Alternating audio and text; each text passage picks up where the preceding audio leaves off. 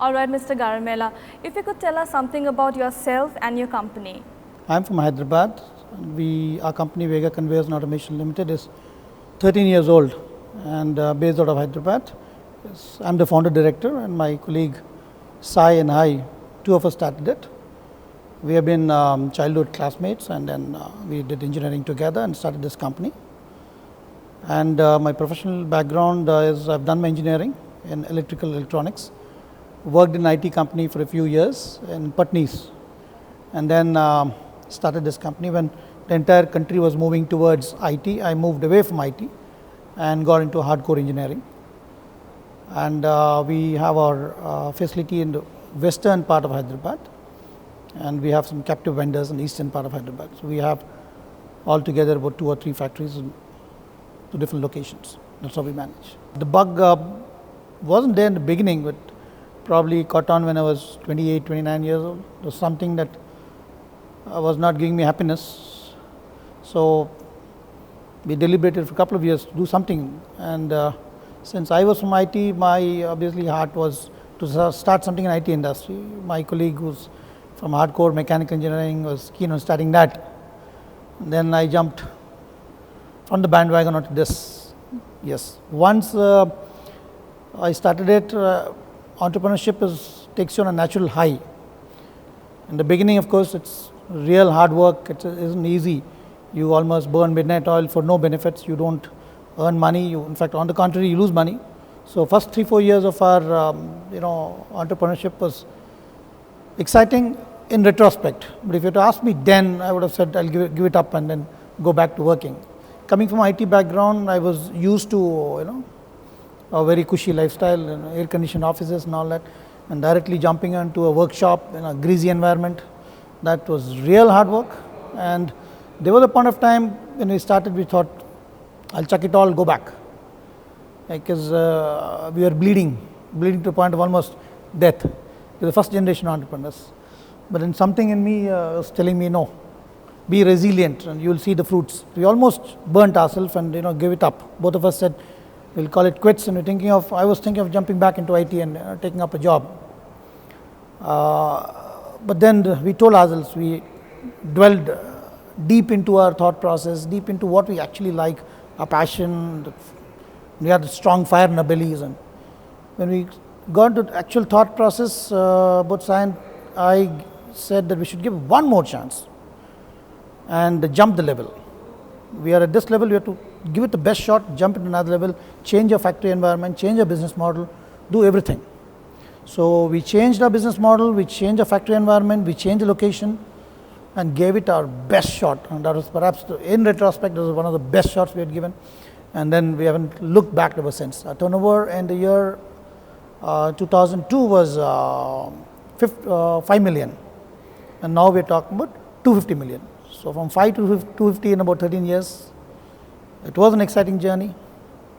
A lot of pain, but then you don't feel it. When you're doing well, you don't feel it. Well, that's great. Now, these are the big figures, but if you could tell us about the seed fund as to how you started and when did the company break even? Initially, just like this is a new India that we're talking about. When you go back to 99, 2000, there was no venture capitalists, and there was no private equity investors. There were just words in the management terminology. I was dreaming to meet one venture capitalist, I was dreaming to meet one PE, but they were not available. So it was totally internal accruals, whatever we could, sacrifices, and borrow from your brothers and sisters. Little money, I'm talking about 50,000, 60,000, that kind of money we borrowed from our relatives. The advantage of borrowing that is, of course, the funds were small, but the advantage is no questions asked. They don't give it to you for your, they don't ask you credentials. They give it to you for emotional reasons. So startup was very, very small. So seed capital was from what I and my colleague could gather from our relatives. We started with a seed fund of less than 5 lakhs. But then as we went along, we believed in one thing, that our business would run successfully provided you have long-lasting relationships with your vendors, with your customers, with your bankers, with all your stakeholders. And especially with our bankers, we had an excellent relationship. Even now, last 13 years, we have not shifted our banking operations from Bank of India. With one single branch, Bank of India, Vasvi Nagar in Hyderabad. We have been with them last 13 years. They have partnered with us. The advantage of a long-lasting relationship with them is they believe you because you've been there, done that, so they trust you. When you want some additional funds coming in, it comes much easier. For others, you have to give your credentials, show your track record. With them, it's proven. So in the entire journey, yes, we did.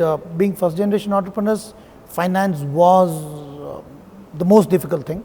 Any first-generation entrepreneur would find finance the most difficult thing. Because first 4 years in your journey, your entrepreneurial journey, let me tell you, 99% of the companies don't earn money. First of all, surviving for 5 years is a Herculean task. Just 15 to 20% of the companies survive the first 5 years. 80% die by the fifth year. So raising finance is perhaps one of the most difficult things. Your pitch, your passion has to be there for someone to invest your money. When you don't have money, if I have to invest in your company, I should see the passion in you and that, my money is, you are a custodian of my money, so you're going to take care of it. So, but now we are in a much healthier situation. We have a lot of internal accruals and coming in and we're doing well. But then to go to next level, we are deeply thinking of some kind of growth engine. It could be a merger or acquisition, it could be a PE investor coming in, or it could be some vehicle to take me forward, to take our company forward to next level. So here we are aggressively looking at some partner, probably PE currently. All right, Mr. Garimella, a few do's and don'ts for aspiring entrepreneurs. First thing is, idea is not enough. It is not the question of what to do, it's the question of how to do. That's important. Execution is the important thing. But one thing that I've seen is when you start something on your own and have an idea and you're extremely passionate about turning the idea, then you yourself would work towards achieving your dream to make the idea successful. Okay? And the next most important thing is your narratives have to be good. When you talk to your customers, when you talk to your vendors, when you talk to your bankers, you really have to mean what you say. It just has to come from here. Because 90% of people read your body language and figure out whether it's coming from here or here. So once you strongly believe in that you're going to be successful, your idea is good, that you can execute, that you have a good team and you can do it, then obviously when you believe it, it will straight come from here.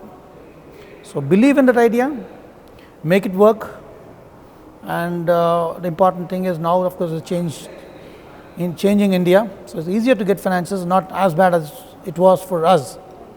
And then show your passion, show the fire in the belly, and more importantly, perseverance of passion. You have the up and downs. You show your passion for 5 years, of that the rewards are not commensurate, you lose interest. You shouldn't be doing that. You should persevere till the end. See that your dream is achieved. The moment it's achieved, you set a new dream and go forward. That's the way to go.